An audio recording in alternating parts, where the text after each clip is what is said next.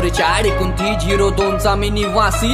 हा हा हा आपल्या विदर्भातले बोलते हाय बोध भारी. जास्त मुज्जरा केला तर घाल दे अलमारी. था एडे चाले करशील तर खुल्ला हलालोशील. पेले बाद में होती नाही भरपाई. आपल्या विदर्भातले बोलते हाय बोध भारी. जास्त मुज्जरा केला तर घाल दे अलमारी. था एडे चाले करशील तर खुल्ला हलालोशील. पेले बाद में होती नाही भरपाई.